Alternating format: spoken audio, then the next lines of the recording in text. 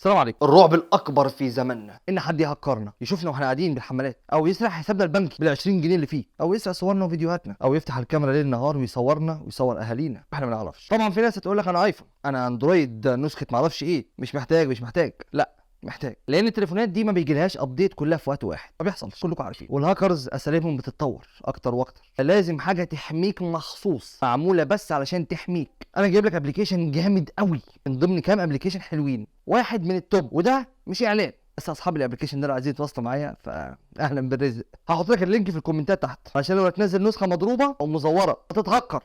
النسخه اللي انا حاططها لك تحت في الكومنتات لينك مباشر للتحميل من اب ستور او جوجل بلاي، حاجه شرعيه تماما وحاجه اكيده عشان ما يحصلكش حاجه وحشه. ميزه الابلكيشن ده ايه؟ عد معايا، بيفلتر اي موقع تزوره ويمنعك تفتح اي حاجه ممكن تسبب في تهكيرك، بيعمل سكان كل شويه تلقائي كده فاضي ما وروش حاجه غيرك، بيقسم لك اي مشاكل تظهر في التليفون، بيتيح لك تقفل اي ابلكيشن معين بباسورد علشان الناس الفضوليه اللي حواليك. بص بقى الميزه الحلوه دي، بيصور لك اي حد يحاول يفتح تليفونك صوره كده خباثه. لو تليفونك بقى اتسرق لا قدر الله، لو التليفون اتسرق تقدر تخش من اي مكان في العالم، تخش على التطبيق ده وتعرف مكان تليفونك، او تمسح كل الداتا اللي عليه وانت بعيد على الاقل. ولو معاك سمارت ووتش وتليفونك بعد عنك، التليفون يبعت لك تحذير زي الكلب يقعد يهوهو في لحظتها. واحلى ميزه فيه ان خدمه العملاء عنده 24 ساعه، ايميل وشات وفون، بترد عليك في حدود دقيقه زي عندنا بالظبط.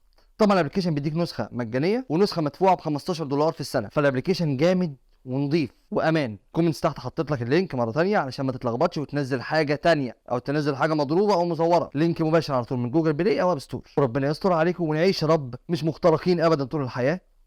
السلام عليكم.